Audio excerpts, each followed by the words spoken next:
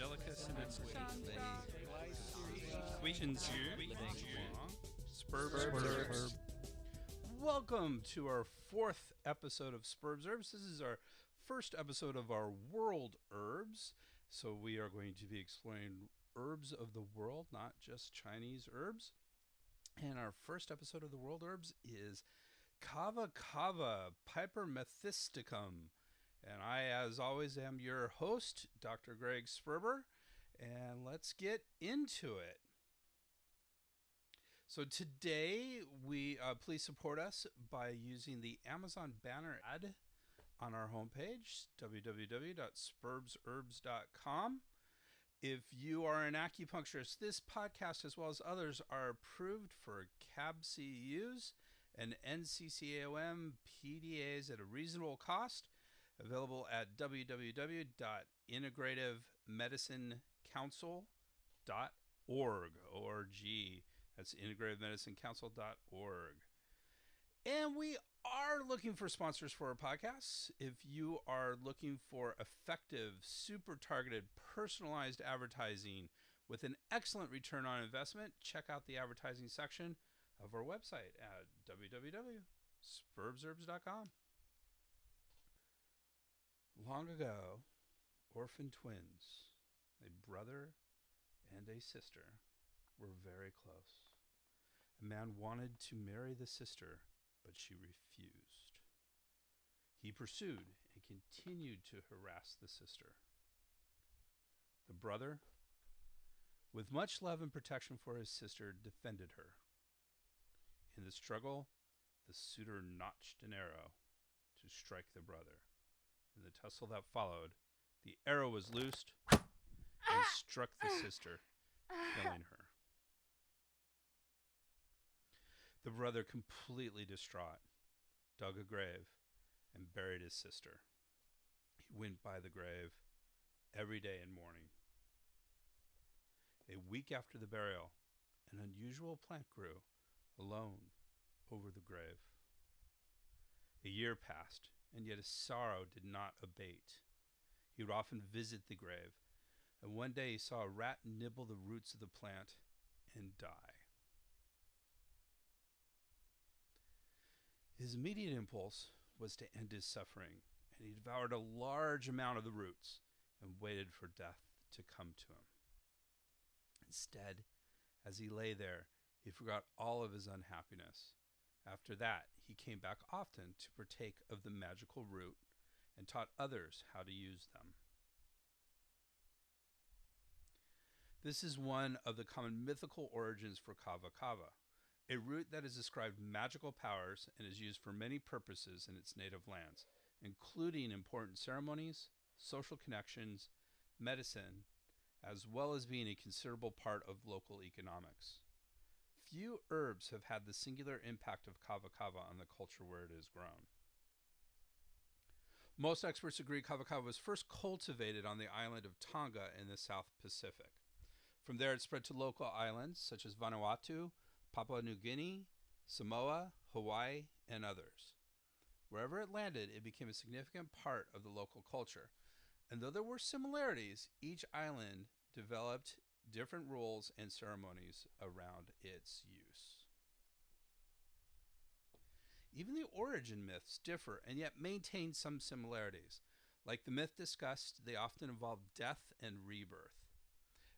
Another example of this is the Tonga origin myth.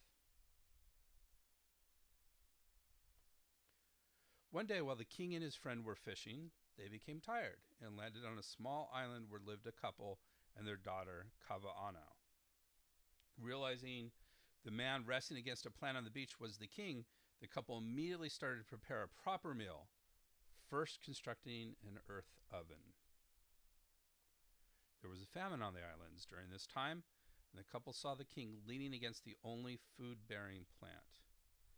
The couple struck their daughter and was preparing her for the king's meal. The king's friends saw this and told the king, who was so moved, left for the main island and instructed the couple to properly bury their child. 2 plants grew from the grave, kava from the head and sugarcane from the fruit. The couple saw a rat bite the first, stagger, and then bite the second, and recovered its balance. A hero instructed the couple, who passed on the instructions to the king, that kava was to be made into a drink and to be eaten with sugar cane. So that's another origin myth. And as you can see, there's that element of death and to a certain extent rebirth. Not quite as strongly as in the first myth, but definitely death. So kava is still used in important ceremonies but it has also become an important economic contributor to the region. It has become one of the most lucrative crops grown on some Polynesian islands. It has become a commodity with export quantities and costs fluctuating. So it used to be a luxury item, could command high value for it, but now since its use is so widespread, and South Pacific is definitely the best place to grow it. So they have they grow it there, but it has become a commodity, which means that it fluctuates with more market forces. And so export quantities, if there's more quantity than the cost of it, the price of it will go down. And if there's less supply and demand, if there's less supply, then the cost will go up. So it does fluctuate in that context. It is used in many ways as the social I can't even say it, social beverage for chiefs and noblemen. So you see this a lot. And again, these sort of cultural things do seem to change from island to island. So you do need to, it's hard to do broad strokes on this, but in general, at least on many islands, Kava-Kava was, except for certain ceremonial aspects, was reserved for the chiefs and noblemen, that the commoners were not allowed to take kava, even to the point where an island or two had laws against it, and you could be punished for drinking kava. It is used to welcome distinguished visitors at formal gatherings, at initiation and completion of work, generally more community social work, but it could be for other kinds of work as well. Used in preparing for a journey or on an ocean voyage, and used in installation in office, validation of titles, and ratification of agreements. So governmental sort of aspects as well as agreements. Is used for celebration of important births, marriages, and deaths, as a libation to the gods, so as a ritual, a religious ritual aspect to it. And of course, it can be used to cure illnesses and to remove curses. There is sort of a medical religious aspect to this, absolutely. Also as a prelude to tribal wars, and the opposite, to end tribal wars, for treaties and things along those lines. So that's sort of its many uses, at least culturally and historically. Now, today, while we said that it's generally was reserved for noblemen and chiefs, today on several islands, including Tonga, I believe it's Tonga, Fiji is a big one, it's imbibed almost every day like coffee is here in the United States. And so it is much more egalitarian in the common days. Also, historically, and we might get into this a little bit more, when these islands first had the missionaries come over, the Christian missionaries come over, they saw kava as sort of a two-pronged threat. So first of all, the missionaries were not particularly keen on any sort of drug or alcohol use, anything that would kind of make you a little loopy. So that aspect, as we're going to see, kava can make you that way. So it was against it in that aspect, but also because it was so interweaved into the culture, it was, by attacking kava, it was a great way to kind of minimize those cultural attachments and allow more of the missionaries' work to be done. So for a few hundred years there, it was a huge target of the Christian missionaries to these islands. And so for a long time, the kava culture and its historical significance waned. But as soon as the Christian missionaries left, it seemed to come back again in a lot of these islands. I'm not going to say universally, but in most islands. And so there was a sort of rebound of kava that happened. Usually, when you read about this in the late 1800s, early 1900s, was when we saw a lot of that happening, and then just uh, as modernity, as modern life kind of took hold in these islands, we saw that kava was generally used less and less and more for ceremonial sort of aspects until it started having its spread around as an herb, as and its usefulness started to happen. So that occurred, and so then we see an uptick in kava growing, at least if kava use, and if kava use did increase on the islands, it was more for these egalitarian purposes as opposed to the more segregationist aspects of it. So that is an overview of the history and culture. We are going to talk about traditional use and functions of Kava-Kava. It's history we've already gotten into, but we're going to get a little bit more into it. What is quality Kava-Kava? What is the science behind it and the pharmacology? What evidence? We're going to talk a bit about evidence of its functions and any potential interactions. So we're going to get into all these aspects of Kava-Kava. So they mentioned at the onset, the standard species is Piper methysticum. Methysticum is a Latinate word, basically meaning mysterious, mythical, and that's because people often are dreamy when they take it. So the medicinal parts are the root and rhizome, though you'll see use of other parts of the plants. We're going to talk briefly about one use or two uses of the leaves of it. But generally, you want to keep it to the root and rhizome, and we'll talk about why that may be the case. There are lots of other names for this, including awa and kawa. You've heard me say kava a lot in this, and kava-kava is probably the most traditional name, and then kava is often used as well, just one, and you heard me say that quite a bit. It can be called kava pepper because, as we're going to talk about in a little bit, it actually is a pepper. It's in the pepper genus, and so we're going to talk about that in just a second.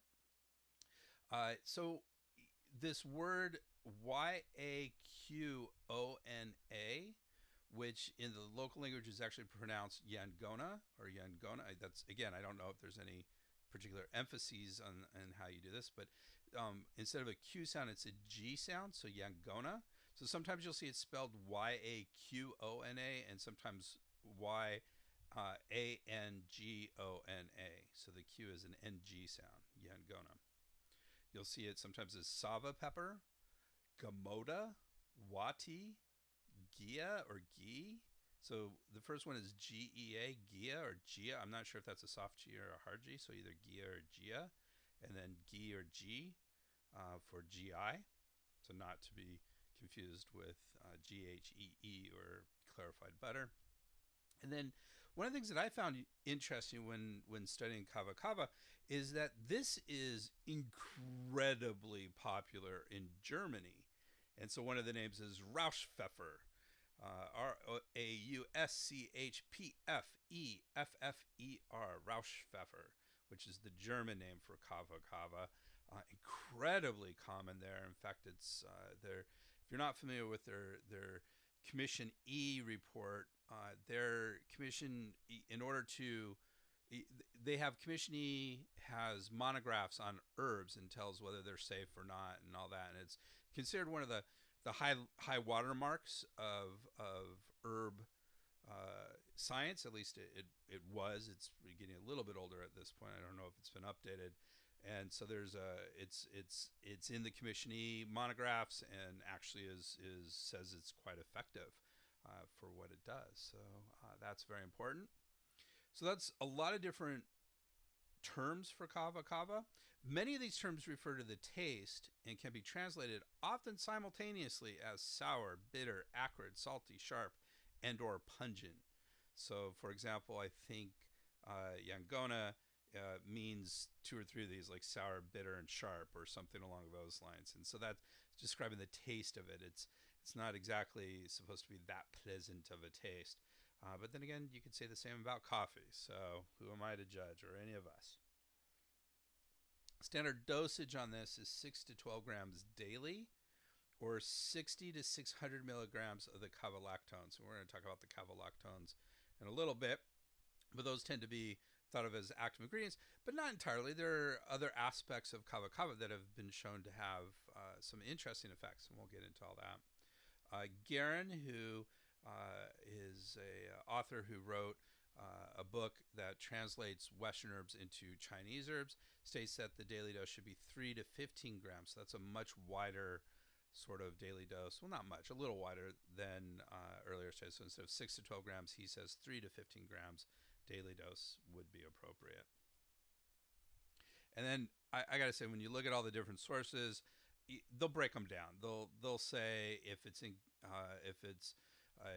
oil solvent or an alcohol solvent or all that, but these are for decoctions, water solvents, and some of the active ingredients. And it gets down, it can get really wild into the dosage, but this is a good general dosing for this.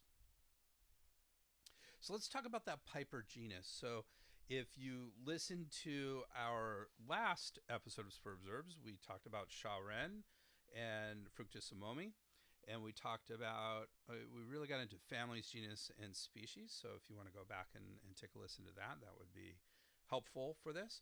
But remember, we generally will talk, we said that this is Piper methisticum.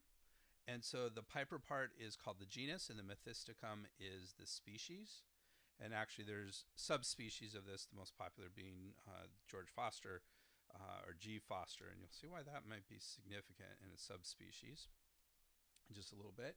But the genus Piper is commonly known as pepper plants and includes the spices we know as pepper. I say spices we know as pepper because you have black pepper, green pepper, white pepper, which are all the same plant, Piper nigrum.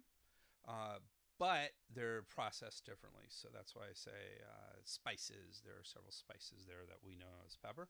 It also includes several medicinal herbs, including betel nut and our herb today. Betel nut's interesting. We're going to talk a little bit about that, but that's in this genus as well. And it's actually a very large genus. It has over 1,000 species in the genus. So it's pretty up there as far as size is concerned.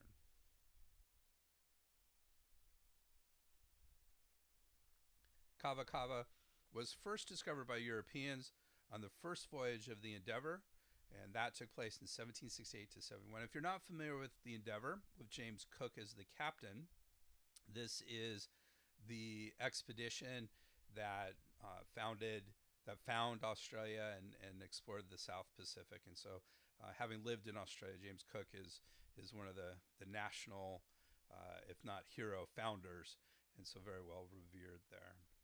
And on this first voyage, they had a botanist, Daniel Schlolander. He was Swedish, Schlolander, and Sidney Parlinson as an artist. So these were the first to actually document Kava-Kava.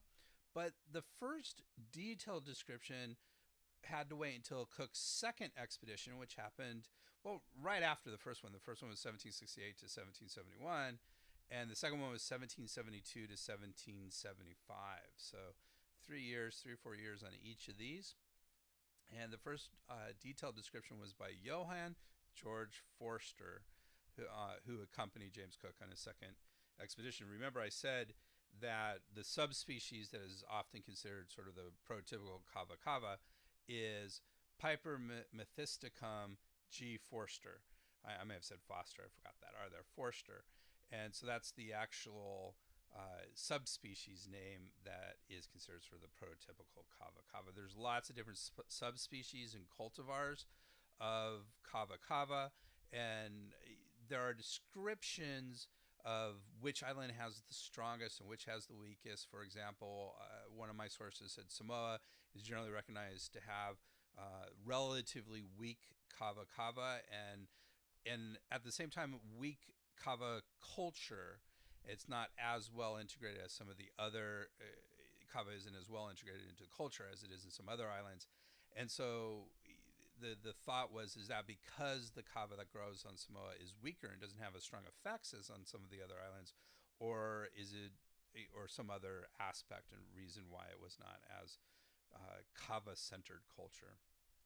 Aboriginal uses origins of kava use predate any written language or record. So when you go and you look at these Pacific islands, and there's a lot of them, there was no written language before the Europeans came in. So this view I just gave you as first discovered by Europeans is, of course, a very Eurocentric view of the discovery of Kava-Kava. But part of that is because there's no written language on any of the South Pacific islands, and the oral traditions were so disparate that you couldn't actually determine what may or may not have been a true origin story for the kava or approximation of the timing or anything along those lines. So really we have to look at that European sort of place to get any sort of history about Kava-Kava. Though as we already talked about, there's lots of myths around Kava-Kava, and I gave you two of them. I mean, literally, my research turned up at least a dozen, probably closer to 20 or 2 dozen different myths. Similar, some more violent, a lot of them are way more sexual. So that's another aspect of the myths that come in. One even described the plant growing into the vagina of a woman. I mean, they can be quite graphic, and again, very different. Even on the same island, they would have different myths. So you can imagine if you're trying to find the historical origins of this from the islanders, it would be very difficult to parse myth from fact and try to establish a timeline. So unfortunately, we do have to stick with our European accounts of it. There are two theoretical origins of kava use.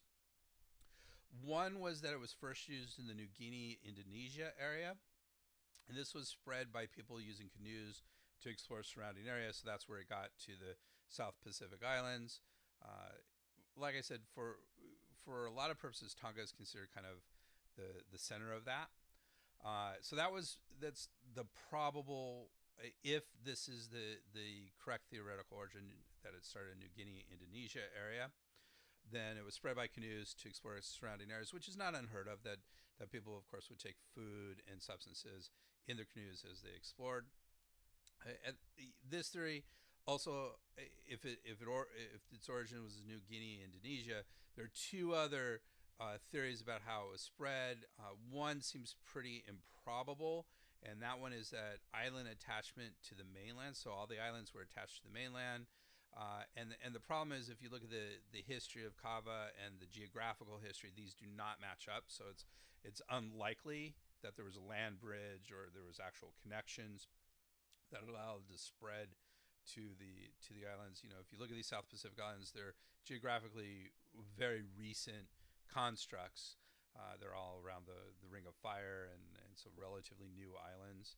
And so that doesn't make a lot of sense. The other one was that the plants actually drifted on the ocean almost randomly to different islands. And again, that just doesn't make sense, especially when you look at the cultures of the peoples in the area. So that would be the first theoretical origin, is that it started in the New Guinea, Indonesia area and was spread by people canoeing to their surrounding areas.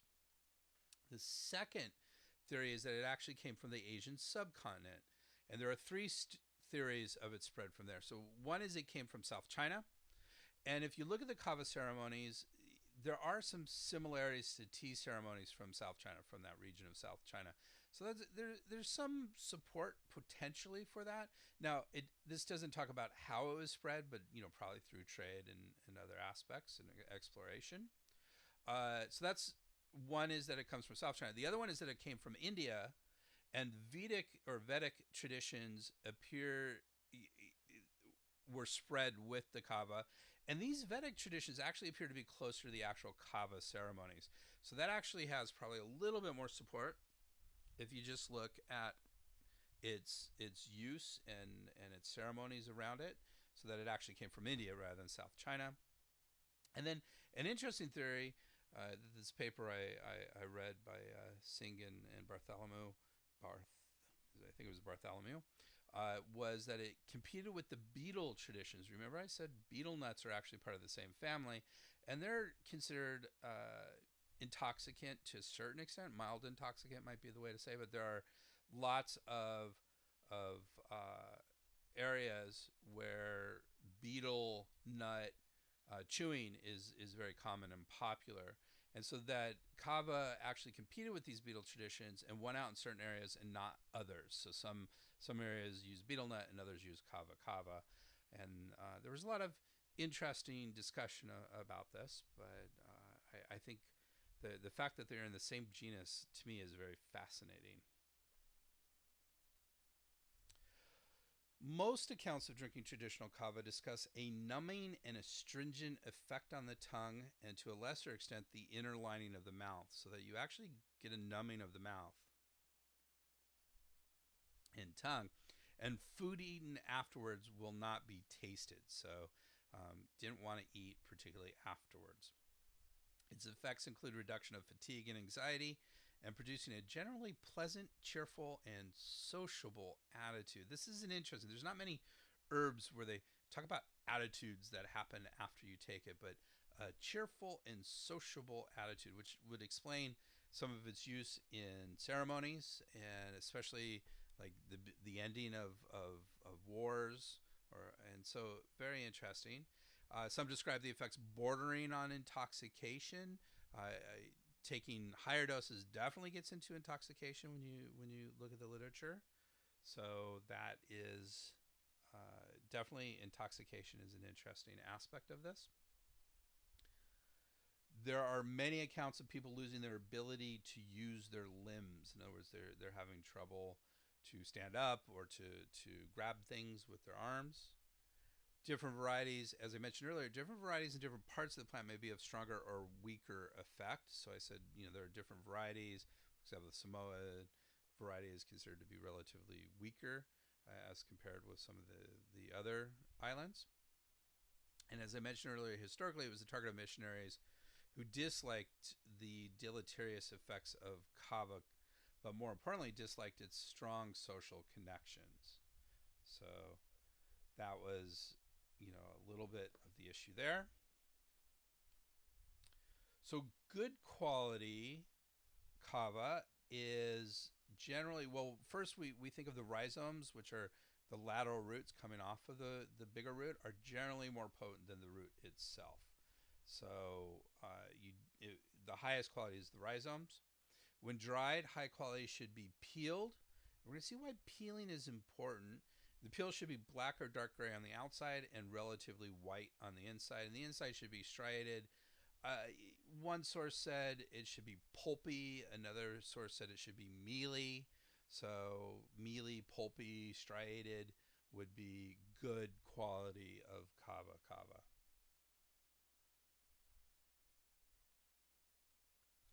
It's traditionally used to treat numerous ailments. So one of the accounts that I looked at was in Hawaii, and this is according to Singh and Blumenthal, who I mentioned earlier. They had a really nice summary article in in one of the journals. What I really liked about this article was a good, solid review article of Kava-Kava. You'll see that in the bibliography, and of course you can access that directly if you want to. But what I really liked about this is that Singh was actually, I believe he was a Fijian, and so had traditional, or at least lived on Fiji and had very strong traditional roots and could understand a lot of the traditional uses and aspects to it. So it was an interesting article in that context. So they said it was used to soothe the nerves, to induce relaxation and sleep, to counteract fatigue, for congestion in the urinary tract, for asthma and rheumatism, and to reduce weight. So it actually reduces weight.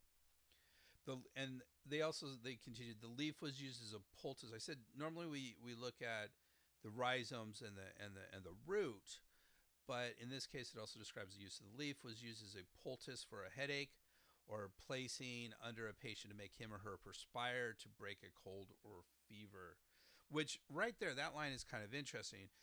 Patient to make him or her perspire to break a cold or fever, because that's sort of how the Chinese look at this as well. That we talk about a productive sweat can be very useful in treating a wind attack, which could be a cold or a fever. So I found that interesting because of the correlation with Chinese medicine. Chinese medical action. So according to Guerin, so Guerin again, remember, wrote that book that kind of translates Western herbs into Chinese functions. According to him, kava is acrid, bitter, acrid or spicy, bitter, warm, and there's the heart, liver, and spleen. So there's another book, an older book, that is called The Energetics of Western Herbs, and they had slightly different aspects of this. They talked about the stomach and intestines, not so much about the heart and liver. And I believe warm was in there, but I'm not sure spicy. I think sweet was in there. I know sweet was there. So slightly different things. So again, this is not a traditional herb. There is controversy about how this herb should be perceived from a Chinese perspective. I tend to like Guerin. I think he has a little bit more research background to what he does. So I'm kind of sticking with what he says. But I'm just talking about this, that there are other interpretations of how this herb could do it. Though when you looked at the functions, there were some dissimilarities, but there were also some similarities as well. So Guerin says that kava is anxiolytic. Anxiolytic literally means splitting anxiety, and so this is anti-anxiety, basically, which if you look at all the literature, that's usually the first thing at the top of the list. He also says it's sedative, which I find interesting because when we look at the drugs, the anxiolytics and the sedatives are often in the same class of drugs. So when you look at our anxiolytic drugs, we're looking at benzodiazepines, which, depending on how rapidly benzodiazepines work, can be anxiolytic or sedative. It can put you out to sleep, or hypnotic. The other word for the synonym for sedative in pharmacology is hypnotic sedative. But then we also have the barbiturates, which are sedative and hypnotic only. They are not anxiolytic. And so we'll see there may be some interactions between kava and the barbiturates. And there's a lot of study around the benzodiazepines and kava use. The other thing that is said to do is a muscle relaxant. And when we look at some of the effects at the research, it actually describes it as anticonvulsive. And the traditional descriptions of people taking this and just not being able to stand and having to be, like with the chiefs, they would have attendants that would take care of them because they couldn't move afterwards. So muscle relaxant definitely seems to be a strong effect of kava. From Chinese traditional actions, Guerin says it rectifies the qi, or moves the qi, and calms the spirit. So calming spirit, if we're looking at anxiolytic, calming the spirit would be kind of the closest thing from a Chinese perspective to that. It dispels wind and dampness. Now, when we look at wind and dampness in this context, it actually is sort of analgesic. We say that wind and damp obstruction is pain, especially in the joints. Often there's different types of wind and dampness attacks, like wind cold, wind heat, other types. But we often equate that to different types of arthritis, or different types of arthritis, things along those lines. So when we say dispels wind and dampness in this context, we're talking about sort of its pain relieving aspects. Of course, that's the next thing that Guerin says, is it relieves pain both internally and topically. He did describe topically that it does disperse pain topically, but for short periods of time, and doesn't actually have a deep effect in that context, which I would put a lot of our pain topicals in that sort of same sort of thing. But it has been shown, we're going to see some of the science behind it. And so analgesic effects are actually fairly strongly observed from a scientific in studies. So it is also, Guerin also says it transforms phlegm, including the lung, stomach, and liver channels. So that dispelling of dampness, one of the things he doesn't say in here, but if you look at the traditions, and I think it would be very, very cohesive with Chinese medicine, to say that it promotes urination.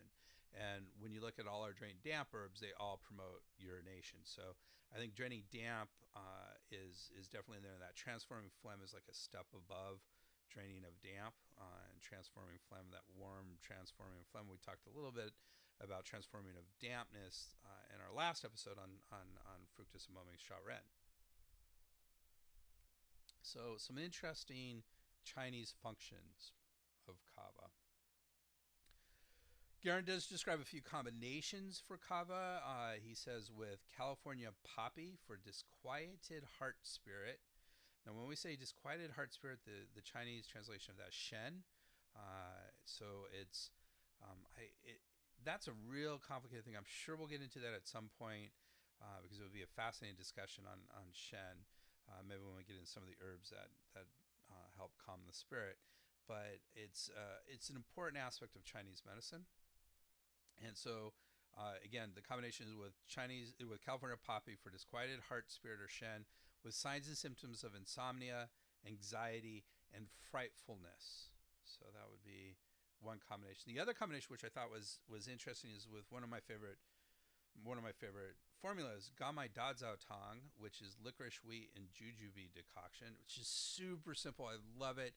It only includes licorice, wheat, and jujube, which are Chinese dates. That's all it is. And sometimes it's translated Chinese date decoction rather than jujube decoction.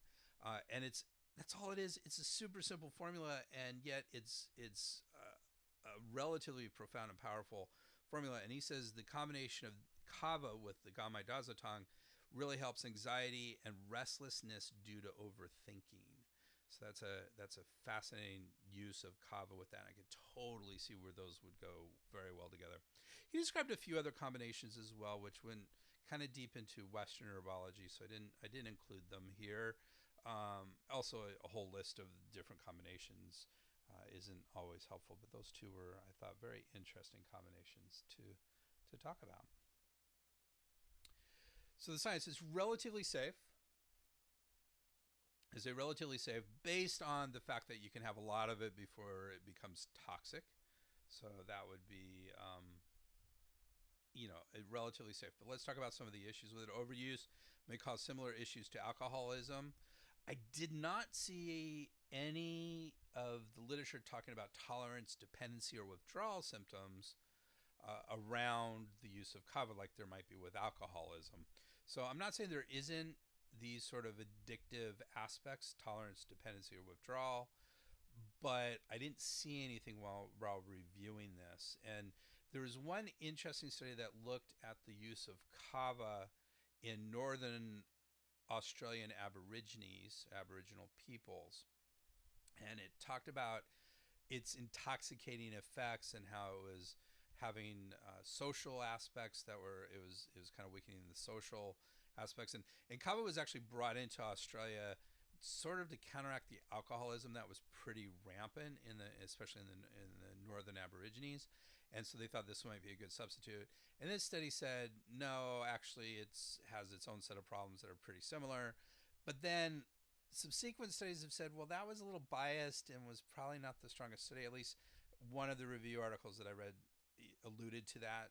So I don't know if there's strong evidence for the addictive aspects of kava. What we can say is that there are lots of people on these islands that do take it every day, and almost like our coffee. And I wouldn't be surprised to see if there's some addictive issues, but I don't know if that's been well established at this point. So one of the things when you read about this, and we're going to talk about different aspects of this, one of the toxic aspects of this is something that there have been reported hepatotoxicity of kava. So hepatotoxicity means it's toxic to the liver. Hepato means liver. But the studies have not shown any increase in hepatotoxicity by native users. So in other words, if you take it traditionally, you're on the islands, you're using it every day, you have no increased rate of liver conditions as opposed to anyone who doesn't have kava on a regular basis. So it's an interesting aspect of this. And there are theories as to why this may show up. One of those is certain extraction techniques might pull out aspects of kava that might be more hepatotoxic than others. And so just having an extract or a particular type of extract, there's lots of ways to extract things. And so that could potentially cause some of the hepatotoxicity, that there's an aspect that isn't traditionally taken out of the kava root, but is during some of these extraction techniques. The other one is that parts of the plants other than the root and rhizomes may contribute to this toxicity. And so if you're not sure of the source or the extraction techniques, they may be using other parts of the kava, which may have some more of this hepatotoxicity to it. So that may be some of the reasons why.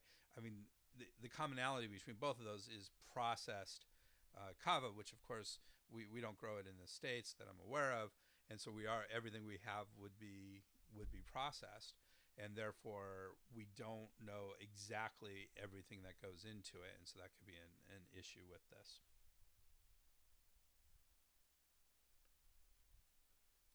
Now we get into more of the science of this and what are the actual claims around Kava-Kava. So we talked briefly that it is muscle relaxing. The science actually, one of the claims is that it's centrally muscle relaxing, which means that it doesn't work on the muscles, it actually works on the brain to relax the muscles, which is interesting. Anticonvulsive and antispasmodic, so it helps spasms. Anticonvulsive, when you look at anti-seizure medications, they're sometimes called anticonvulsive, and there is some research looking into positively, small, into anti-seizure aspects of kava, so that makes sense. So all of this is muscle relaxing. As I mentioned, hypnotic sedative aspects, so it does help you sleep. Anxiolytic, like I said, is probably the king of the thoughts around what does this kava do. It is analgesic, so it helps pain. And this is probably, and very interestingly, probably due to COX-2 inhibition. We're going to get into that in just a little bit. I just want to mention it right now. COX is cyclooxygenase, and its shortened name is COX, COX. And I'll explain why that's important in just a minute. In vitro, it shows some antibacterial effects. So in vitro means in glass, literally means in glass, but that means, for our purposes, means not in humans. Like you put some bacteria in a petri dish, you put in some Kava-Kava, and it dies. So it's antibacterial in that context. There has not been any evidence to this point that it's actually useful in vivo or in life. So don't know about that. Antifungal, and in this case, again, in vitro in humans, but it has been shown to be antifungal in animals as well. So that's an interesting aspect of this. So we do have some confirmation of some antifungal activity, at least in animals. It's thought to potentially be anti-inflammatory as well, and that goes hand in hand with that COX-2 inhibition that we mentioned earlier, so anti-inflammatory. And even anti-thrombotic, so this means it helps blood clots. It helps prevent blood clots. And while it's probably not very strong in that aspect, and some of the evidence is minimal on that, it does at least throw up an issue when it comes to drug-herb interactions. And so we'll talk about that in just a minute.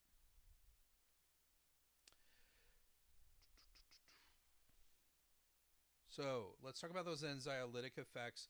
These have actually been supported in various meta-studies, though some smaller reviews did not show the same effect. I do like the Commission E was big on this, said that it actually showed quite a bit of anxiolytic effects. There was a 2003 Cochrane review on the kava extract and anxiolytic effects. So if you're not familiar with Cochrane reviews, they're kind of, I like them a lot, and I go there when I'm researching all of this. But Cochrane reviews are come out of the Center for Evidence-Based Medicine, and the Cochrane reviews are meta-studies. So there are a whole bunch of different types of research and studies that can come out on any given subject. When we're talking about herbs, kind of the king of a study is, or a trial, is what's known as a double-blinded, randomly controlled trial. We're not going to get too much into that, but that's just the highest level of evidence as far as a trial is concerned. And then a meta-study is a step above that, and a good meta-study will combine several or many double-blind randomly controlled trials into one meta study, so a study of studies basically. And that's actually considered, when it's high quality, is considered some of the best evidence for or against any given hypothesis.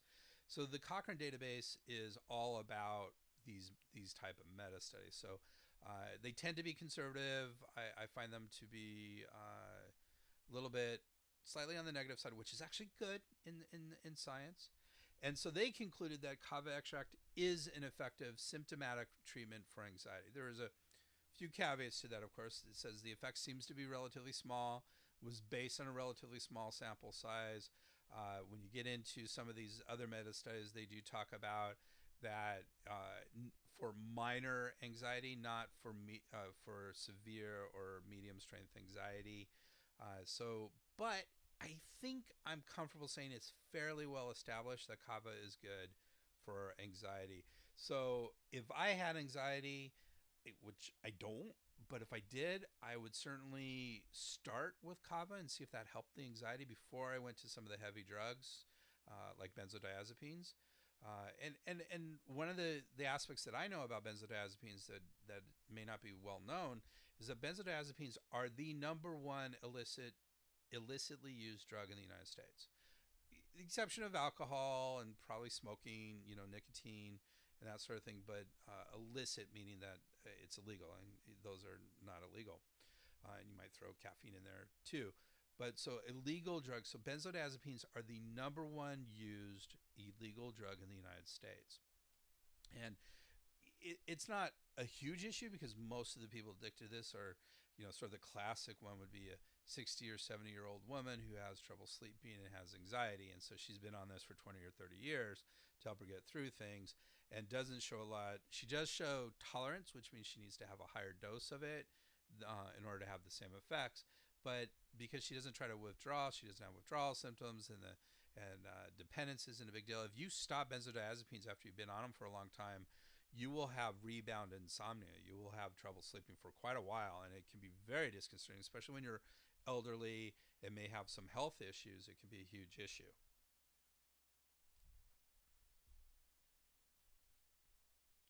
So contents of kava include the kava-lactones, also called kavopyrones. These appear to be the quote-unquote active constituent, because we're going to talk about others that are active as well. May reduce excitability of neurons due to ion channel effects. One study said it was sodium ion channel effects, and these are voltage-gated sodium ion channels, which are used to propagate an action potential in neurons. So it reduces the excitability of those neurons because it blocks that sodium channel to a certain extent. According to Spinella, Spinella wrote a book on the psychopharmacology of herbs. It may block the reuptake of norepinephrine. So if you look at norepinephrine, that's one of three neurotransmitters that are used in depression, and has aspect depression, anxiety are closely related. So it blocks the reuptake of norepinephrine, which is sort of how we have, if you're familiar with antidepressants, there's selective serotonin reuptake inhibitors, and then there are serotonin and norepinephrine reuptake inhibitors. So this would be in that second category of things, and is interesting. You don't hear a lot about antidepressant activity in these effects, but I wouldn't be surprised if there was a little bit of that in there. Other contents include, and I might botch some of the names of this, the pronunciation is caveine, dihydrocavaine, also known as merinidine, methysticin. You see all of these, caveine, it has kava in the word. Methysticin is based on the methysticum species that it comes from. Dihydromethysticin, yanganine, again, one of the names, alternate names of kava is yangon, so yanganine, desmethoxyanganine, and several calcones are also, constituents. So the analgesic effects are often ascribed to caveine, dihydrocaveine, methysticin, and dihydromethysticin. They, interestingly, do not involve the opioid system. And the reason why we know this is you can give naloxone, which actually kind of reverses the opioid actions, and it does not reverse its effects. So in other words, you still have analgesia even if you're given an opioid blocker, if you want to say the common term for it. So we know that it doesn't affect the opioid system, which would be interesting in our current state of the opioid epidemic. Its analgesic effects aren't super strong, but this could possibly play a role. There's also COX-2 inhibition. I said we were going to talk a little bit about this. So COX-2 is actually what is inhibited in our analgesics. So our non-steroidal anti-inflammatory drugs, NSAIDs. So our aspirin, our ibuprofens, our all those others, even and then you even get into certain drugs like celecoxib, which is a COX-2 inhibitor, a selective inhibitor. So COX-2 is a enzyme. COX, remember, means cyclooxygenase. That's short for cyclooxygenase. COX-1 is often protective for different aspects, especially the lining of the stomach, which is why when you have non-selective COX inhibition, which happens with aspirin and most of the NSAIDs other than celecoxib or other COX-2 selective inhibitors, it also inhibits COX-1. Kava does inhibit a little bit of COX-1, but not super strongly. And that is the protective COX, so that's why we would get ulcers with those stomach ulcers and other aspects with those kind of drugs, is because it inhibits COX-1. But COX-2 is the pain relieving aspect. When you inhibit COX-2, you don't have as much pain. It's analgesic. And so that is thought to be primarily caused by dihydrocavain and yanganine, the COX-2 inhibition. So it definitely has some analgesic effects, at least with the science that we're looking at. So very interesting there.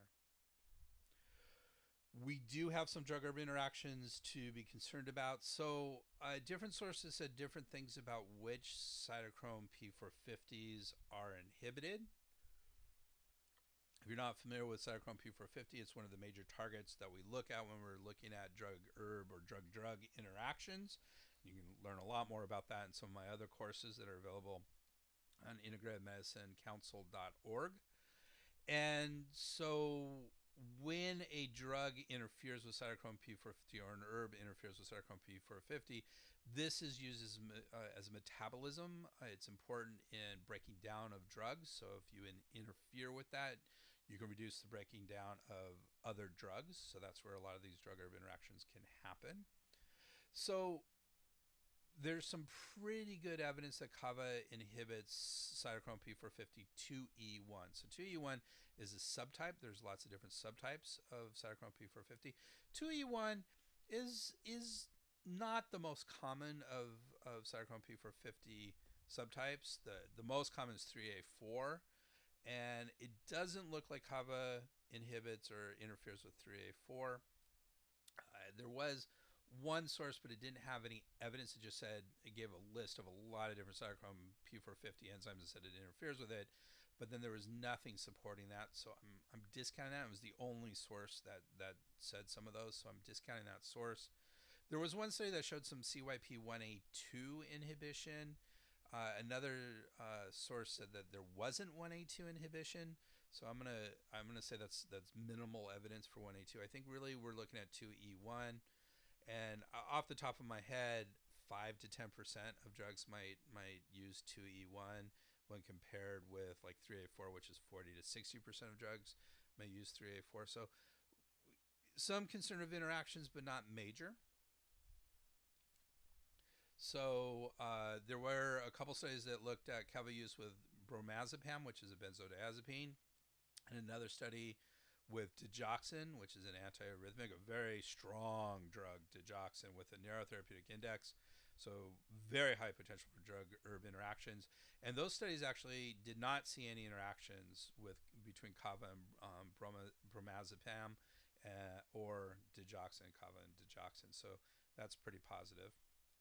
There are a few case studies that showed some enhanced effects when used with benzodiazepines, so be a little bit concerned with benzodiazepines. But I'd be using these instead of benzos, and then benzos are short for benzodiazepines, And if I had to take a benzodiazepine, I would probably stop the Kava-Kava. So I wouldn't necessarily put them together.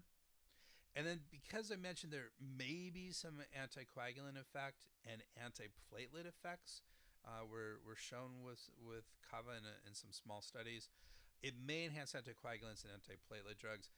I'm generally pretty conservative when combining herbs with anticoagulant and antiplatelet drugs, and so I don't think that's a huge concern. I wouldn't generally combine herbs with those drugs, especially something like warfarin, which is an anticoagulant. But there's some potential for some drug herb interactions in that context.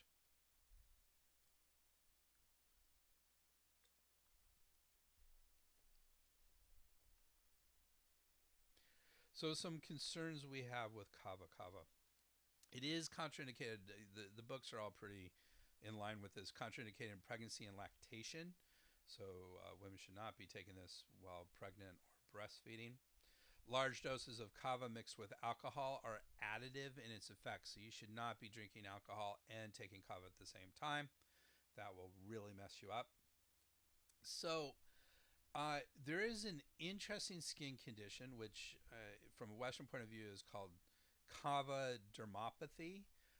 The traditional name is Kani, Kani, and this skin condition includes dry and scaly skin, especially in the palm, soles of the feet, forearm, back, and shins. And it stops when you stop taking kava, and it only happens after long-term use. So you take it for 6 months to a year, and then it starts to do that. And one of the thoughts is that this may be because it inhibits certain B vitamins. Unfortunately, one of the B vitamins that was looked at was niacin, and that didn't look like that was the cause of this.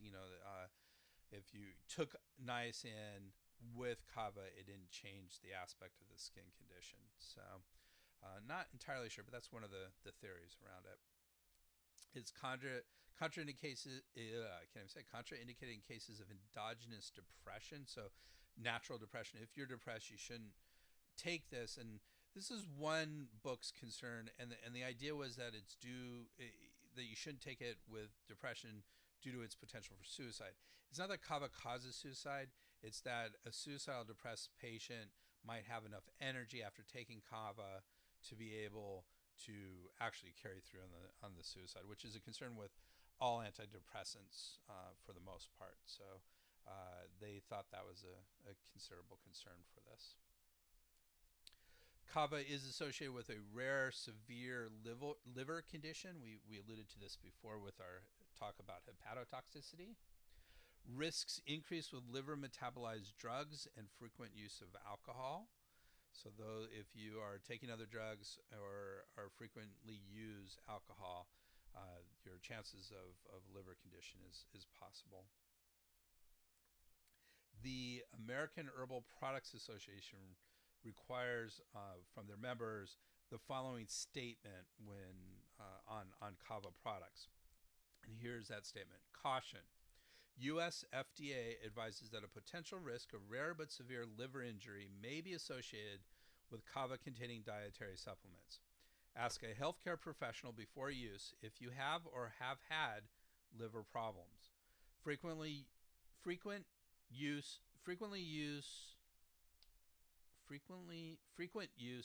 of alcoholic beverages or taking any medication.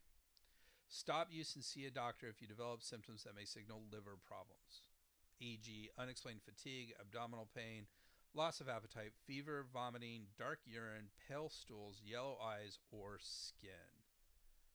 Not for use by persons under 18 years of age or by pregnant or breastfeeding women. Not for use with alcoholic beverages. Excessive use or use with products that cause drowsiness may impair your ability to operate a vehicle or dangerous equipment. So that is supposed to be on the label for kava products. From a Chinese medical perspective, long-term use can damage yin and blood.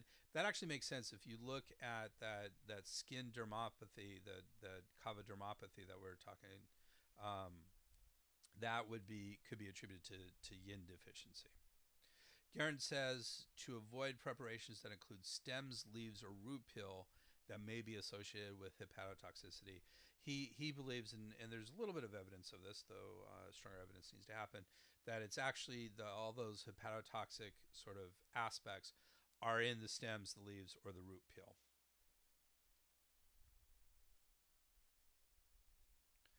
So that's pretty much it on kava. If you have any questions, of course, you can always get in contact with me. I'll give you that contact information in just a minute. Next week's episode is on a A-lister herb, one of our most commonly used herbs, dongwei or Angelica sinensis. Very, very commonly used herb. We're going to get into that. That's going to be really fascinating. And that's going to be our next episode of Sperb Herbs next Saturday. I'll be recording at 9 a.m. on Saturday and putting it up in the few days after that. Thank you again for listening. To remind you, when you do buy from Amazon, please use the banner ad on our homepage so we can get a few pennies and continue doing this. You can always get in touch with me at Dr. Greg at spurbsherbs.com or at our website www.spurbsherbs.com. That's SPERBSHERBS.com. Thank you very much. Sperb Herbs. The proceeding was presented by Dr. Greg Sperber. We would like to thank Janelle for all her support and everybody else who contributed to this program. Janelle. Timothy Dobbins, Rogers, Campbell.